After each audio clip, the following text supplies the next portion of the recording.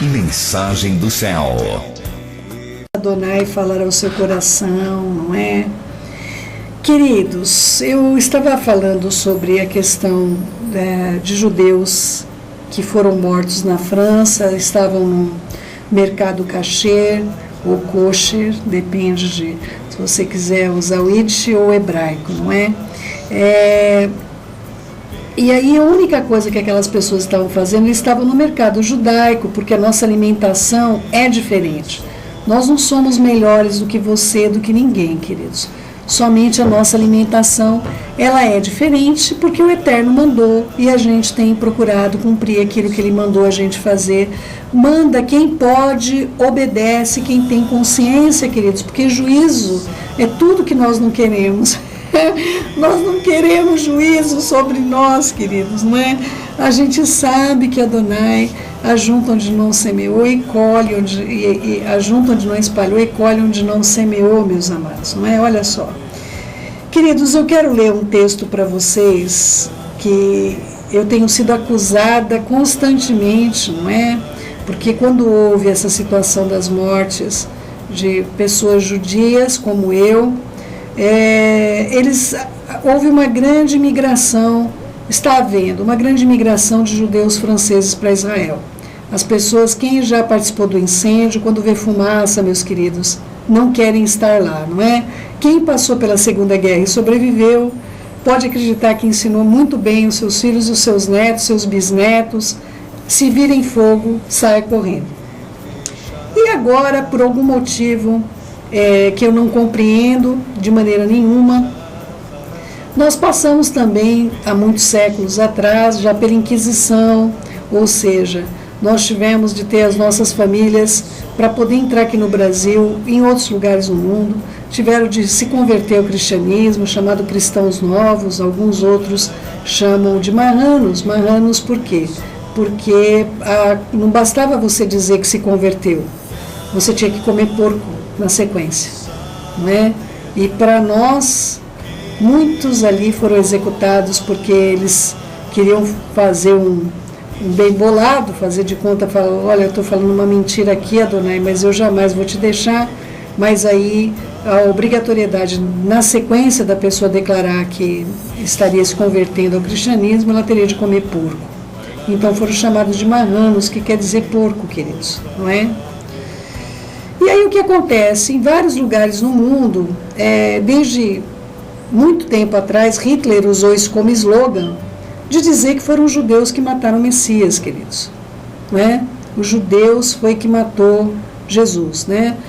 Como estava escrito em um dos campos de concentração, vocês mataram o nosso Deus, não é? Então, queridos, eu quero ler para vocês um texto e espero que vocês possam compreender. Matitiago 27:15. Ora, por ocasião da festa, costumava o governador soltar um dos presos, conforme eles quisessem, e naquela ocasião tinham eles um preso muito conhecido, chamado, por incrível que pareça, Yeshua Barrabás. Na verdade, era o mesmo nome de Yeshua, por isso ele escolheu Barrabás, porque ele tinha dois Yeshua junto com ele, e ele perguntou, vocês querem que eu solte Yeshua Ben Nazareth ou Yeshua Barrabás? É isso o trocadilho que foi feito na nossa tradução, se perdeu totalmente, não é?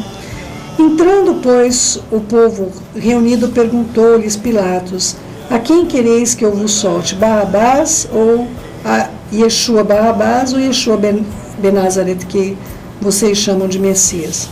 Porque sabia que por inveja o tinha entregado. E estando ele no tribunal, sua mulher mandou-lhe dizer, não te envolvas com esse justo, porque hoje em sonho muito eu sofri ao seu respeito. Mas os principais sacerdotes e os anciões persuadiram o povo a que se pedisse a Barrabás que fizesse morrer a Yeshua. De novo perguntou-lhe o governador, qual dos dois quereis que eu vos solte? E responderam eles, Barrabás. Replicou-lhe, Yeshua Barrabás, replicou-lhe Pilatos, que farei então de Yeshua, chamado Messias? Que ele seja madeirado, responderam todos. Mas o que ele fez? Perguntou Pilatos. Porém, cada vez mais clamavam, seja madeirado. Vendo Pilatos que não conseguia conter e antes, pelo contrário, aumentava o tumulto, mandando vir água, lavou as mãos perante o povo, dizendo: estou inocente do sangue deste, né? O justo foi acrescentado. Fique o caso convosco. E o povo todo respondeu: caia sobre nós o seu sangue e sobre os nossos filhos. Então Pilatos soltou a Barrabás e, após haver açoitado Yeshua, entregou para ser emadeirado. Queridos, vamos procurar compreender agora a ação dos judeus em relação ao emadeiramento de Yeshua, não é? Amados do meu coração, a falta de compreensão de vocês de como é o local onde houve esse julgamento, esse local era um local extremamente fechado, é a Fortaleza Antônia, tá bom, queridos? Onde era justamente o Palácio de Pilatos. Não cabem, queridos, cabe entre 200 a 260 pessoas, bem apertadinhas no pátio da Fortaleza. Só para vocês terem uma noção. Quem entrou para esse julgamento aí de Pilatos? Somente quem os sacerdotes permitiram. Ou seja, só a patota deles é que estava lá dentro gritando. O restante do povo estava do lado de fora, sendo impedidos de entrar pelos seguranças do templo, pelas pessoas ali, qualquer pessoa que... Veja se tem algum dos Talmidim, algum dos discípulos de Yeshua, quem que pode entrar lá dentro, queridos, para esse julgamento? Pessoas escolhidas e que, como diz as Escrituras, foram convencidas pelos sacerdotes a dizerem que era para escolher a Yeshua Barrabás, tá bom? Então, é importante que você, primeiramente, possa compreender. Entra aí nos seus sistemas aí que você tem de vários lugares, entra lá no Palácio de Pilatos, não vai atrás da minha cabeça e veja o tamanho do espaço que tinha dentro do palácio, para você ter uma compreensão. Eu estive lá, não é? E eu espero que você tenha uma compreensão clara do espaço físico para que as pessoas estivessem lá, não é? Outras pessoas dizem: não, mas Herodes era rei dos judeus. Queridos, Herodes era idumeu, queridos. Ele era descendente de Edom. Herodes nunca quis na vida dele se converter. Ele era filho de Antipatro, de Cipros, de Nabateia, e na época do rei Asmoneu, João Hircano, a Idumeia fora conquistada e seus cidadãos obrigados a se converterem ao judaísmo. Tudo bem? Então, o que aconteceu? Foi uma conversão obrigada, não é?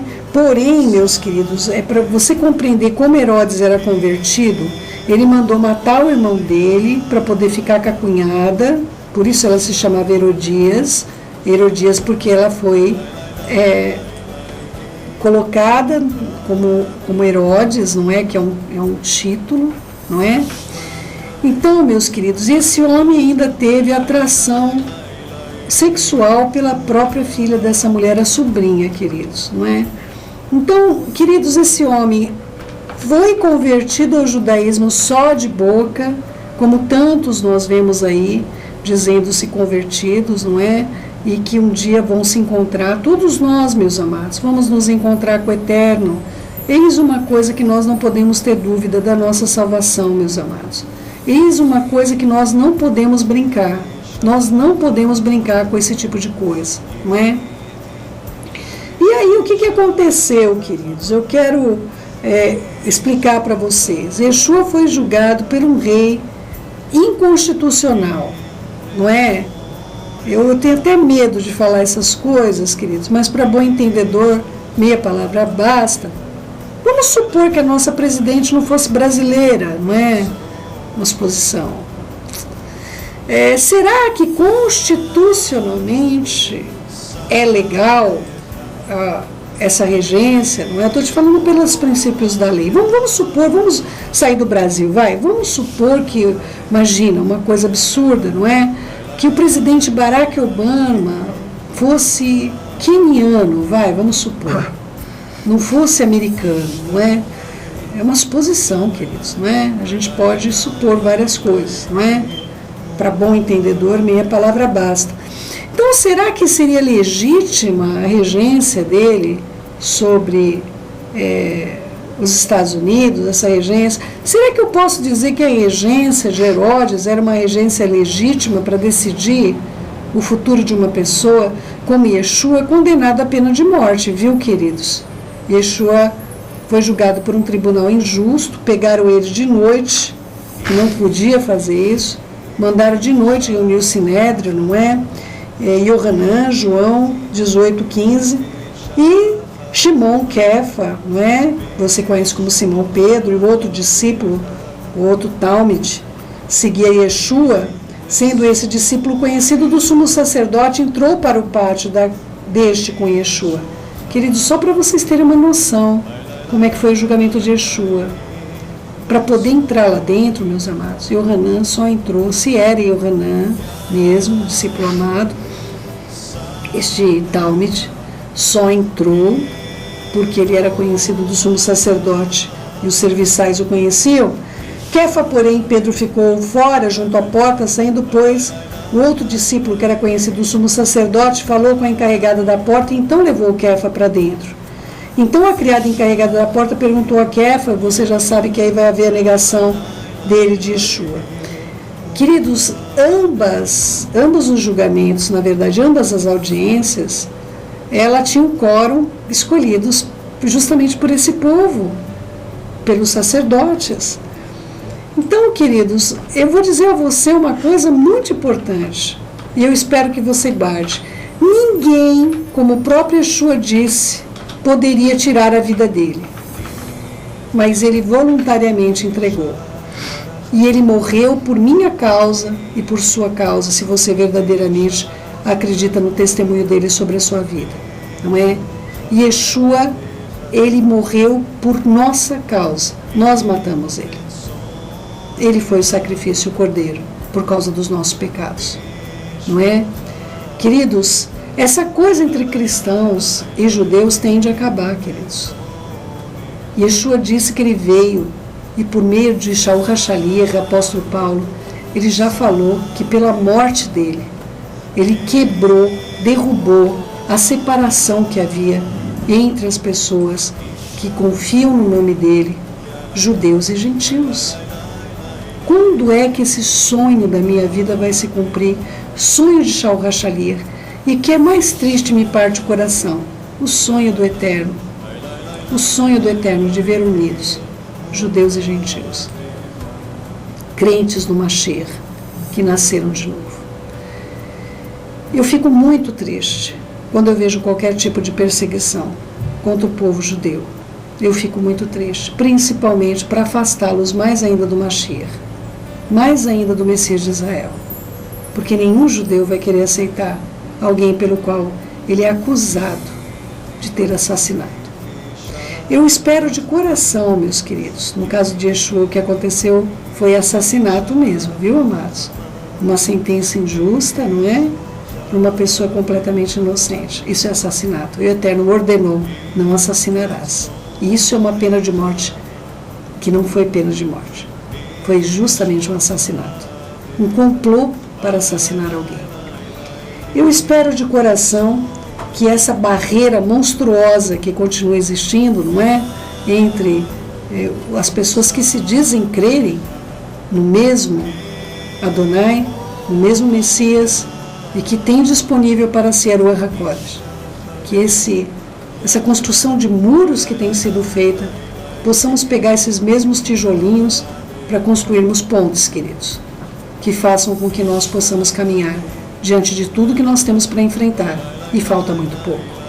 Que o Eterno fale ao seu coração essa palavra que veio dele, não de mim, em nome de Yeshua HaMashiach.